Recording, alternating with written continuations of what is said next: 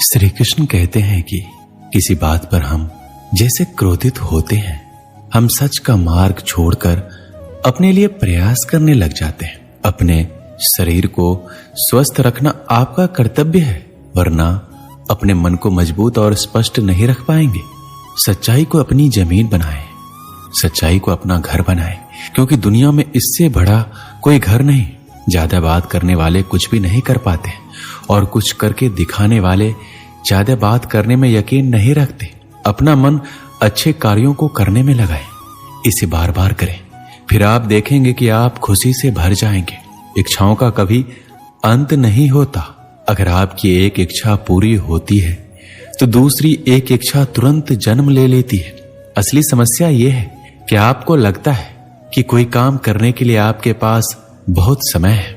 यदि कोई व्यक्ति ऐसा लक्ष्य नहीं खोज पाया जिसके लिए वो मर सकता है, तो वो जीवित रहने के लायक नहीं है। संसार में कोई भी चीज कभी भी अकेले मौजूद नहीं होती। हर चीज का संबंध तमाम दूसरी चीजों से होता है। अगर आपको मेरी तरह बांटने की शक्ति के बारे में पता होता तो आप कभी भी बिना बांटे हुए भोजन नहीं करते। अधिक सीधा होना भी ठीक नहीं है, क्योंकि सीधे पेड़ को अक्सर ही काट लिया जाता है और टेढ़े पेड़ों को छोड़ दिया जाता है। किसी की गरीबी देखकर रिश्ता मत तोड़ना, क्योंकि जितना मान सम्मान गरीबों के घर मिलता है उतना अमीरों के घर पर नहीं। खुशी से संतुष्टि मिलती है और संतुष्टि से खुशी मिलती है, परंतु फर्क बहुत ही बड़ा है। खुशी थोड़े समय के लिए ही संतुष्टि देती है और संतुष्टि हमेशा के लिए खुशी देती है। सच्चाई की राह पर चलना फायदे की बात होती है, क्योंकि उस राह पर भीड़ बहुत कम होती है।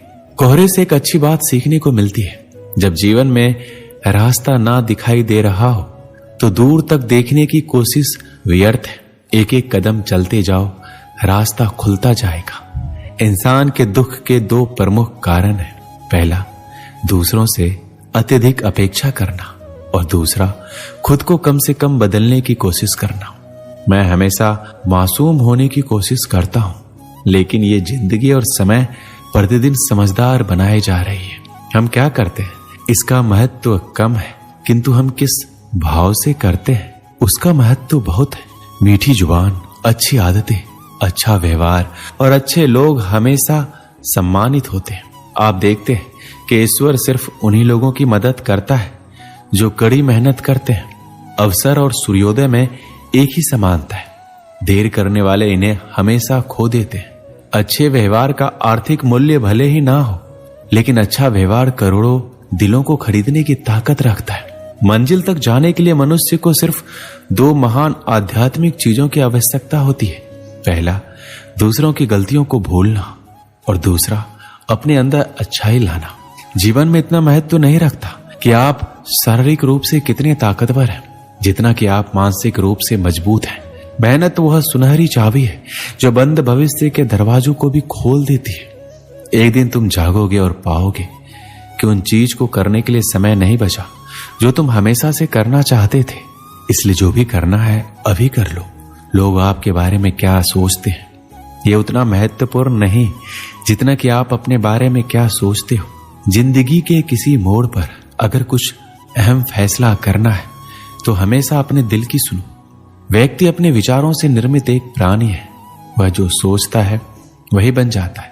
अपने जीवन को बदलने के लिए आपको केवल एक व्यक्ति की आवश्यकता होती है, और वह कोई नहीं बल्कि आप खुद हैं। यही दुनिया है जो तुम्हें कोई महत्व नहीं देती जब तुम किसी के ऊपर उपकार करते हो, पर जब तुम उस काम को बंद करते हो तो तुम्हें बदनाम करना शुरू कर देती है। आज आप टाल मटोल करते हो, इससे आप कल की जिम्मेदारियों से नहीं बच सकते। चीजें उन तक भी आ सकती है जो लोग सिर्फ और सिर्फ इंतजार करते हैं, पर उतना ही जितना की कोशिश करने वाले लोग खुशी से छोड़ देते हैं।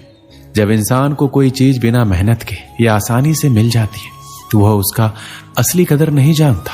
अगर तुम उस वक्त मुस्कुरा सकते हो जब तुम पूरी तरह से टूट चुके हो, यकीन कर लो दुनिया में तुम्हें कोई और नहीं तोड़ सकता। जीवन में कभी आपको किसी चीज से डर लगे तो कभी अपने ऊपर हावी मत होने दो, बल्कि उस पर हमला करके उसे खत्म कर दो। सफलता की खुशी मनाना अच्छा है, पर उससे अधिक आवश्यक है कि आप अपने असफलता से सीख लो। इस दुनिया में सारे लोग अपनी गलतियों के लिए बहुत अच्छे वकील बन जाते हैं और दूसरों की गलतियों के लिए बहुत अच्छे न्यायाधीश। लोग जिंदगी भर भौतिक दुनिया में हर चीज के पीछे भागते रहते हैं और ये पता लगाना भूल जाते हैं कि सबसे महान खजाना तो उनके भीतर ही है। मैदान में हारा हुआ इंसान फिर से जीत सकता है, लेकिन मन से हारा हुआ इंसान कभी नहीं जीत सकता। परेशानी में कोई सलाह मांगे तो सलाह के साथ साथ भी दे देना, क्योंकि सलाह गलत हो सकती है पर साथ नहीं। कांटों पर चलने वाले अपनी मंजिल पर जल्दी पहुंचते हैं, क्योंकि कांटे कदमों की रफ्तार बढ़ा देते हैं। त्याग के बिना कुछ भी पाना संभव नहीं है, क्योंकि एक सांस लेने के लिए पहली सांस छोड़नी पड़ती है। समय सबको मिलता है जिंदगी बदलने के लिए, पर जिंदगी दोबारा नहीं मिलती। जब तुम गिरोगे तब तुम्हें उठाने वाले हाथ से ज्यादा तुम पर हंसने वाले चेहरे होंगे। अगर हमें अपने सफलता के रास्ते पर निराशा हाथ लगती है, इसका मतलब ये नहीं है कि हम कोशिश करना छोड़ दें, क्योंकि यह निराशा असफलता के पीछे ही सफलता छिपी होती है। जब तक आपके मन में नाराजगी के लिए विचार पोषित होते रहेंगे, तब तक आपका क्रोध भी बना रहेगा। लेकिन जैसे ही आप नाराजगी के विचारों को भुला देंगे, वैसे ही आपका क्रोध भी गायब हो जाएगा। यदि 4 बातों का पालन किया जाए कि एक महान लक्ष्य बनाया जाए, ज्ञान अर्जित किया जाए, कड़ी मेहनत से कड़ी मेहनत की जाए और दृढ़ मजबूत रहा जाए, तो इस जीवन में कुछ भी हासिल किया जा सकता है। अंत में यही चीज सबसे ज्यादा मायने रखती है कि आपने कितनी अच्छी तरह से प्रेम किया, अपने जीवन को कितना भरपूर जिया और आपने कितनी गहराई से लोगों की गलतियों को माफ किया। अगर आपको अच्छा साथी ना मिले तो अकेले चलें उस हाथी की तरह जो अकेले ही जंगल में घूमता है। अकेले रहना कहीं अच्छा है, बजाय उन लोगों के साथ जो आपके प्रगति में बाधा बनते हैं। एक समय की बात है, एक धनवान सेठ ने अपने गांव के गरीब लोगों के लिए प्रतिमाह दान का प्रबंध कर रखा था। किसी को 10, किसी को 20, किसी को 50 रुपए उसकी पारिवारिक खर्च के आधार पर दान में मिलते थे। सभी लोग हर माह के प्रथम दिन आकर अपना रुपए ले जाते थे। ये क्रम वर्षों से चला आ रहा था। इनमें एक भिखारी भी था, जिसका बड़ा परिवार होने के नाते उसे 50 रुपए हर माह मिलते थे।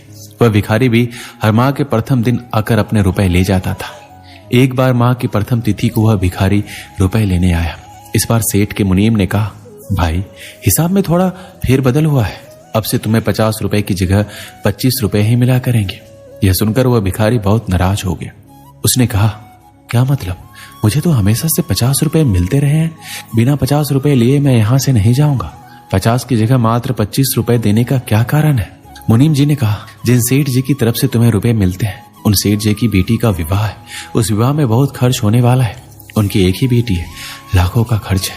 इस कारण अभी संपत्ति में थोड़ी असुविधा है, इसलिए अब आपको 50 की जगह 25 रुपए ही मिलेंगे। उस भिखारी ने क्रोध में हाथ पैर पटके और कहा, इसका क्या मतलब है? तुमने मुझे क्या समझ रखा है? मैं कोई अमीर नहीं हूं कि मेरे पैसे काट कर सेठ अपनी लड़की का विवाह करेगा। अगर अपनी बेटी के विवाह में लुटाना है तो अपने पैसे लुटाओ। पिछले कई सालों से उस भिखारी की मुफ्त में 50 रुपए मिलते आ रहे थे, इसलिए वह मुफ्तखोरी का आदी और अधिकारवादी हो गया था। वह अपने आप को बड़ा मानने लग गया था। उसके 25 रुपए काट लेने पर उसका विरोध कर वह क्रोध और आवेश में आ गया था। भिखारी को जो मुफ्त में मिला वह उसे अपना अधिकार मान रहा था। उसमें से कुछ भी कटेगा तो वह विरोध करेगा। लेकिन उसे अब तक मुफ्त में जो मिला है, जो उसका अपना नहीं था, परंतु उसके लिए कभी उस सेठ को धन्यवाद नहीं दिया कि आप 50 रुपए प्रतिमाह देते हो, इससे हमारे परिवार का भरण पोषण होता है। लेकिन जब रुपए कटे तो विरोध अवश्य किया। अब आप भी विचार करें कि हम भी कभी मुफ्त में प्राप्त हवा, पानी सहित अन्य तमाम प्राकृतिक सुख सुविधाओं के लिए भगवान को धन्यवाद देने मंदिर गए हैं? शायद ही किसी का उत्तर हाँ होगा। हम सभी अधिकतर केवल सुख की कामना हेतु ही मंदिर गए हैं। जीवन जिस प्राप्ति में हमारा कोई योगदान नहीं है, ऐसे सुंदर उपहार के लिए हमारे मन में उस ईश्वर के लिए कोई धन्यवाद नहीं है। लेकिन जीवन में आने वाले दुखों के लिए ईश्वर से ढेर सारी शिकायतें अवश्य होती है। जब भी हमने भगवान को पुकारा है तो केवल किसी पीड़ा या दुख निवारण हेतु ही पुकारा है। क्या आपने कभी धन्यवाद के लिए भगवान को पुकारा है? विचार अवश्य कीजिएगा और हमें कमेंट में अवश्य लिखिएगा। दोस्तों, इस वीडियो में बस इतना ही। मिलते हैं अगली वीडियो में। अपना ख्याल रखिएगा। जय श्री कृष्ण।